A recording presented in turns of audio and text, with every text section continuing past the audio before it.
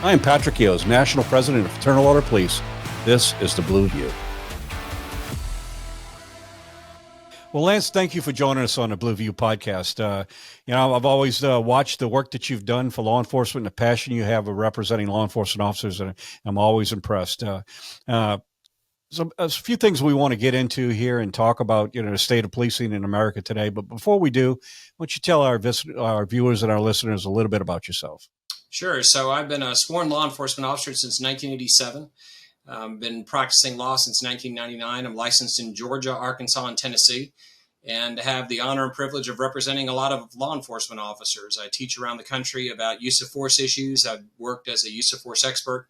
To date, I've represented a little over 165 officers in officer-involved shootings. Several high-profile cases, the Wendy's shooting in Atlanta, some of the other shootings that have come up have drawn some national publicity. And unfortunately, we see firsthand not just what the courts see, not just what the media sees. We see the devastation that happens with these officers, not just from the use of force, but also from them driving cars, getting injured, not being able to work part-time jobs, not being able to play football and basketball with their kids in the front yard. So we get to represent heroes every day. We get the best job in the world, but it's tough. And we understand right now they're going through a lot. So it's just an honor to be there for them. Lance, you failed to mention that you're also a noted author. We'll come back and talk about that in a little bit. But before we do, I want to talk about an issue. Everything today, whether it be playing football or we all have instant replay. We get to watch the video. It tells us what we think we see, and the perceptions that come with it. And how that's analyzed in law enforcement is some interesting factors that are associated with it. And that's what I'd like to talk about. Here we are at a place in time where video cameras or body cams are a commonplace, and they tell an interesting story. And at times they also are deceiving as well. Give me your thoughts on that. It's really interesting. When body cameras were first brought on, everybody said, "Oh, this is going to revolutionize things." Well, I'm old enough, and I'm not going to disparage you, but you're old enough too. First, dash cameras. Okay, DUI prosecutions are going to be the easiest thing in the world. We got dash cameras. And then we had people sitting on grand juries looking at a subject who was arrested for DUI. He was a .25, and they're going, "Well, he wasn't as drunk as Uncle Bob at Thanksgiving, so he clearly wasn't DUI." So the public, basically, just like anyone else, they assign a lens, and that lens that they use is their history, their experience, their knowledge base. Sometimes that knowledge base is a knowledge void as big as the Grand Canyon. Their own experiences, their own biases, their own prejudices, their own expectations. So going back to your example of the slow motion from a football game, we all know how football is supposed to be played. We know there's a rule book. We know that people are supposed to follow the rules. People are presumed, even in a bad moment, to be trying to follow the rules. And then when you take body cameras and you recognize, we'll talk about some of the limitations, but you recognize that what you are filming is a completely unexpected event. Most of the time when you're talking about the use of force against a law enforcement officer is never supposed to happen. It's a violation of every rule. It's a violation of societal norm. So the officer, in order to effect the arrest, which is what they are required to do under the law, and then in order to survive, has to take action that is never going to look good on video. And when you have people that don't know the law, that don't know the techniques, that don't know the speed of these encounters and how quickly they can turn deadly, and then we ask them for their opinions, we should not be surprised that their opinions are going to vary from what reality is and what the courts say an officer can do. Yeah. It's you compare it to other professions as well. They're analyzed a number of different ways, and when they're unable to tell for sure, it always goes with the call on the field, but it doesn't necessarily work that way for law enforcement, does it? No, it doesn't. And here's another part of it. So, for instance, the slip and capture errors that we've seen, we saw them about 3 or 4 times. There's been a situation where an officer has mistaken their firearm for a taser. So they fired their firearm thinking they were shooting their taser. The concept of a slip and capture error has been banned in courts. In criminal courts, people have said you can't discuss it. Slip and capture errors were first documented in the railroad industry in the 1890s. So here's a situation where science supports the fact that the officer made an error. They did not intentionally use too much force. But the fact that societal norms, Hollywood, TV, what people are accustomed to is the officer making split-second decisions with infallibility enters into their mindset as to whether or not the officer should be prosecuted. And we see the same thing in the airline industry. Somebody crash lands a plane with 500 people on board and pushes their way out of the windshield, and the pilot is the sole survivor. We'd look at bad communications. We'd look at design, maintenance, training. Fifth down on the line, maybe this pilot should be prosecuted. Yeah. Yeah. You know, you look at the evolution of video cameras, body cameras, dash cams, as you mentioned. I've always taken a position, and I feel that I'm right, that what you're going to see in these instances is law enforcement officers doing some very stressful things, making sound decisions, and doing good police work more often than not. That's what video cameras do. But there are those instances that they just don't look good. You're right. When there's violence and law enforcement officers have to defend themselves, they have to effect an arrest, a physical altercation. These things don't always look all that well. And as you mentioned in the discussions we had, a lot of it has to do with perceptions of Hollywood. Years of watching movies, that they have a certain expectation of how things are going to unfold. And when you see it in real life and real life consequences, it looks a little different, doesn't it? It does. And, the one that, and I'll keep it light. So I'll give you the one that I love, the A-Team. I taught a lot of firearms. I've taught officers firearms for years. If we had officers miss as many times as the A-Team, we'd fire them or we'd send them to remedial firearms training. But people get this impression that somebody's shooting at someone multiple times. It's okay if they miss. Well, who else do they hit? There is not a person rationally that would sit down that says, okay, so we have a TV show where officers shoot multiple rounds. They miss the suspect. They hit them once. Never mind the fact they hit them once, they fall down, they're dead, they don't fight, they don't get up and shoot back, anything like that. So would you tolerate an officer who is inaccurate with their gunfire? Well, the answer is, of course not. So we train officers to be as accurate as possible. We train them under stress, and then we hope they are as accurate as they can be under, as you said, that extreme stress that they have. But people have this idea that when they shoot, if they're accurate, well, one shot's enough. Because I've been watching TV for 50 years, and every TV show I see, an officer shoots one time. That's just not the reality of, number one, the way we teach them how to shoot, and number two, the way reality says you have to use force when it has reached a point where the officer's life or another person's life is in danger, or the person's committing a forcible felony. We would want them to shoot enough times to stop the threat. And what's really interesting, despite all the rhetoric we hear, in a case called Plumhoff versus Ricard, the United States Supreme Court, it's kind of surprised a lot of people, looked at this exact issue. It was a case out of the Ninth Circuit. The United States Supreme Court looked at an officer or officers shooting 15 times at a suspect. And the Supreme Court, who never stopped a car, never went to firearms training, never had to make a decision whether to draw a gun or not, and said if an officer is authorized to shoot, they are trained and authorized to shoot within the confines of the Fourth Amendment until the threat has ended. So the United States Supreme Court has said the number of rounds don't matter as to the whether or not the use of force was reasonable. Yet, what will we hear tonight, Pat? Well, this officer fired a barrage of bullets at this subject, and then they'll label the use of force improper based on it.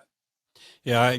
When you look at use of force, there's a misconception that has gone from the president on down that somehow we should give warning shots or we should shoot people to wound. And I think there's a misperception here. We don't shoot to kill. We shoot to neutralize a threat, to stop a threat. And so you make an excellent point. So Lance, how do we educate the public? I mean, why we look at video evidence, and there's this misconception. How do we educate the public on what they're really seeing there? Because there is a lot of dynamics to a one-dimensional view of a body camera that it's not really best position to start with, correct? Yeah, you're right. And one of the ways that we do it is something that, if you'll forgive me, if I had a hat, I would tip it to you right now. You've been very good at sitting down with people on the other side of the aisle. And we've gotten to a point, and I would say just generally in this country, where if you disagree with people, you have to hate them. If you hate people who disagree with you, you're an idiot. You're never going to learn anything. You're never going to see the other side of an issue.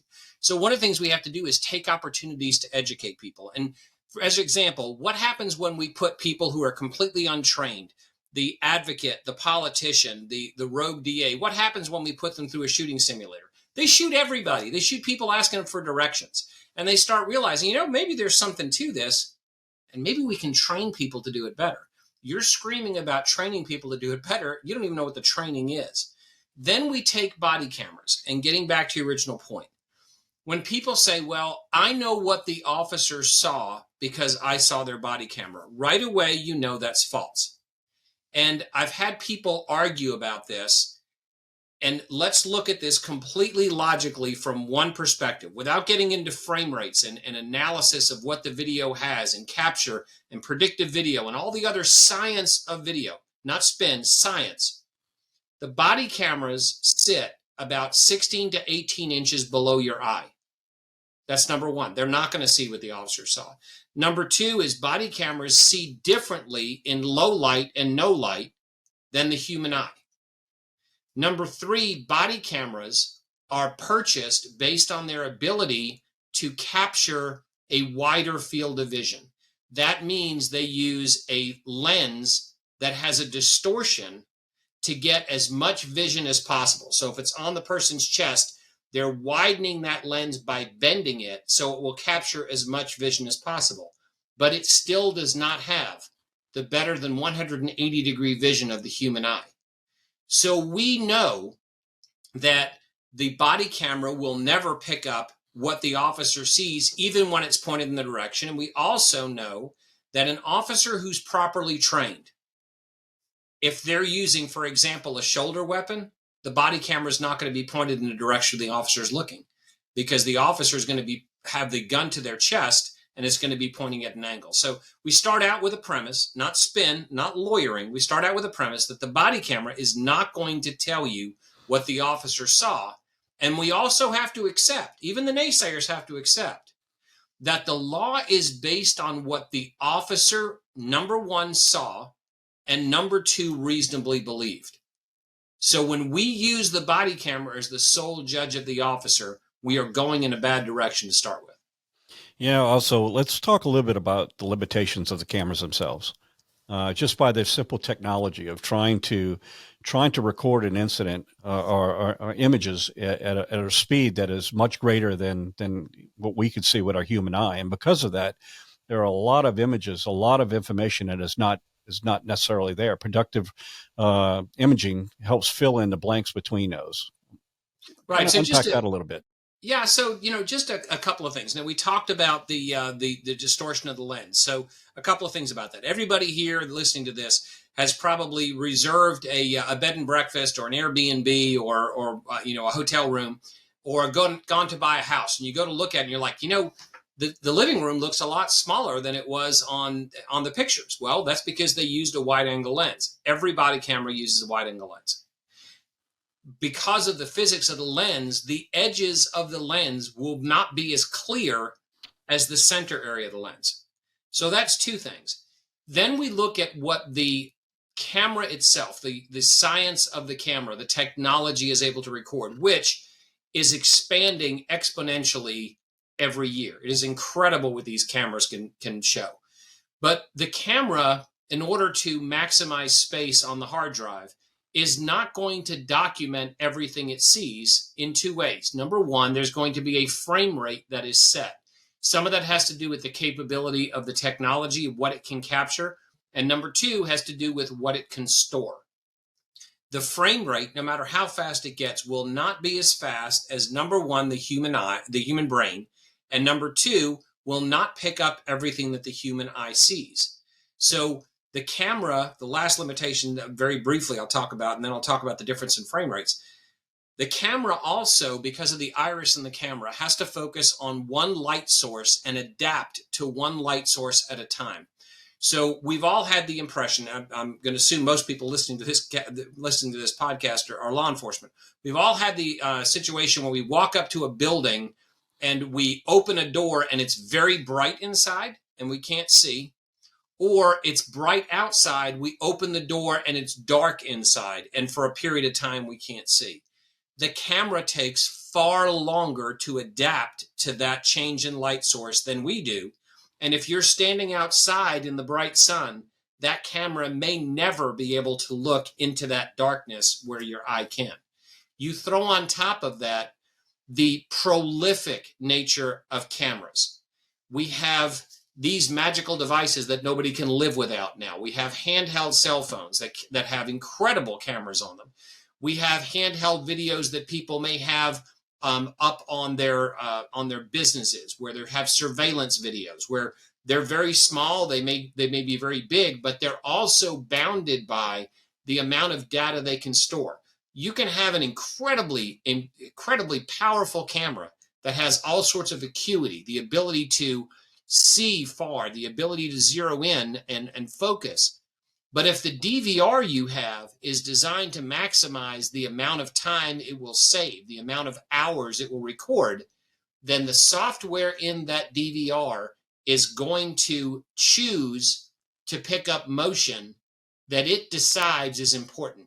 And that means it's going to distort what you're seeing. And it's also going to be a different frame rate from the cell phone, from the body camera. So right away, we know when we see different views, you're probably not going to be able to sync them perfectly. And again, it's not going to be what the officer saw. Yeah. So let's talk about the realities of a use of force and a public and a media's perception of how that is equated into how we do policing today. Probably one of the biggest misconceptions I see is how little effort it takes to knock someone on the ground, how hard it is to get back up, and how much people can fight after they're injured. And if you take those three things for a second, there's a video out right now that people can see, and it's a woman who's attacked, I believe it's in Florida, in a gym. I think it's at an apartment complex. A guy comes in, you look at him and you look at her, and you're watching the video and say, well, this is going to be over quick. She fights him off for several minutes. She fights him off by keeping her balance. She fights him off of her by moving her body and getting away from him. If you look at the Hollywood version of that, he hits her once, knocks her down on the ground, and she stays there. It's the same issue with an officer trying to arrest a suspect. I have a case right now where an officer is trying to arrest somebody who is 1 inch shorter than him and outweighs him by 30 pounds. The officer's male, the subject is female. When we look at those dynamics in a ring, let's take that out of the law enforcement realm and put those folks in a boxing ring. Someone's 1 inch shorter but weighs 30 pounds. The Vegas odds would change a great deal on that. So people can take a lot more punishment, especially if they don't want to submit, if they want to keep fighting and injure the officer, than people think on TV. Why did you hit them 9 times with a closed fist? Well, because they were still trying to pull my gun out of the holster. And then the other disconnect that we have is law enforcement use of force. Writ large, 50,000 foot view is based on 2 things. Number one, the ability to communicate with people. The person that you say, sir, you're under arrest, don't fight, you're going to go to jail, you'll be able to bond home, you'll be home by morning. They turn around and they submit. So you have to be able to communicate with people. The second, when people don't comply, is pain compliance in one form or another. You're putting somebody in an arm bar to put them down to the ground. You're exerting a pain point so somebody will stop fighting, stop resisting. Alcohol and drugs, and you talked about educating people. Everybody knows that alcohol and drugs interfere with those 2 mechanisms I mentioned. Number one, your ability to communicate and reason with people. Number 2, your ability to affect any pain compliance. So now let's go forward. You have a subject who's caused a problem. They've committed a crime. Officer shows up. The person is high as a kite. They're drunk. They're on a cocktail of illegal drugs that the officer couldn't probably even spell if they tried to, and some new drugs they didn't even know they were on. They try to communicate with them, and the person rushes at them. no communication, no opportunity for de-escalation. The person attacks the officer tries to use a pain compliance technique, and it doesn't work. That's where you hear these stories of somebody having superhuman strength. The pain compliance efforts that you see in a karate match, in a boxing match, on TV, don't work with people who are high and people who are on drugs. So the officer winds up having to use far more force, a lot of times than they want to either affect the arrest or protect themselves. Yeah, big difference between perception and what reality is in all of these issues. Let's talk a little bit about the Blue Line Institute, Blue Line Lawyer Institute, and what's its purpose and function, and just give us a little background. So we started the Blue Line Lawyer Institute right about a year ago, and it stemmed, I think its origin started when I started reading expert reports by people who literally did not have a clue about law enforcement use of force. They'd either been out of it for so long, or they were basically using outlandish opinions at what the officer should have done that would have ended the situation. And probably worse, if the officer used better tactics, the suspect would not have had the opportunity to use force against the officer. So let's get something clear. There is no lawful reason to use force against a law enforcement officer. If a person is either under arrest or in a tier 2 encounter where they're being lawfully detained, they can use no force whatsoever. So I realized that we needed to break that mold. We needed to get that education out. So I started the Blue Line Lawyer Institute for law enforcement officers and their attorneys to educate themselves to get more access to this knowledge, to the information. How fast can a person draw? What are the limitations of body camera? How do you defend these officers when literally the world is coming down on them, the international media? So we started the Blue Line Lawyer Institute. We had one force forum in August. We had 175 people from 15 states. And April 24th, we're having our second forum, Force Forum 23, in Atlanta, April 24th to 26th at the Georgia Public Safety Training Center. Great. That's some great information. Lance, you're also a noted author on issues on books having to do with representing police and use of force. Talk a little bit about some of the books that you because you have several. Yeah, I appreciate that. I'm more of a lawyer with a writing habit, but I do love to write. It's kind of my zen. So I've written several books. I've written 11, 7 of them are in print right now. And When Cops Kill was probably the first book that came on the market that really was my effort to explain to not only law enforcement officers, but their families and the community and reporters what happens when an officer gets into a shooting, what happens when the smoke clears. Then we have also Blue News, which is about the intersection of law enforcement and the media. It's basically designed to teach people how to educate, how to get their message out in a world where it seems like everybody's fighting them. I have another book called Firefighters in the Hot Seat, which deals with OPS, internal affairs investigations, and law enforcement. All the profits from those books go to law enforcement charities. And then I have my first novel out, Hunting of Men, huntingofmen.com, and all the books are available at lancelorussobooks.com or Blue Line Lawyer. And all the profits from the nonfiction books go to law enforcement charities and firefighter charities. So to date, we've been able to donate a little over $40,000 to those groups. Well, that's awesome, and I appreciate your support of law enforcement, your passion for our profession as well, and bringing the truth forward. Lance, if someone wants to know more about how could they contact you if they want to talk about a case, or they want to know more about the forum or even the institute? That'd be great. So they can go on bluelinelawyer.com. They can also go on our website, which is LoRussoLawFirm.com. And LoRusso Law Firm, LORUSSO, LoRussoLawFirm.com. There's links to the forum there. They can also go on Facebook and find Blue Line Lawyer Institute. And there's plenty of ways to register. We have openings, and this year we're very honored that the Public Safety Training Center asked to get the honor to host. So we have speakers coming from all around the United States. We have the person who was in charge of law enforcement operations at Ferguson, talking about what it was like to be the center of media attention. We have Dr. Lewinsky from Force Science speaking again. And we're also adding a PIO track for public information officers to understand how they work with our agencies, with our officers, with their attorneys to get the information out, so we don't look at what I call in blue news the information vacuum, where people are going to fill it in, because, as I say, if you don't tell your story, someone else will tell it for you. No doubt. Yep, absolutely, and get in front of it. Lance, thank you for joining us on a podcast. I appreciate your passion in representing law enforcement. I appreciate the watching you in the news coverage on some high profile cases, giving a voice of reason in the law enforcement perspective of in reality of some of the evidence and perceptions that are out there. So I appreciate you coming on and spending some time with us. To our viewers, thank you for tuning in to the Blue View podcast, where we talk about the issues that are so vitally important to the men and women who suit up and show up every single day and go out and protect their communities. Thank you.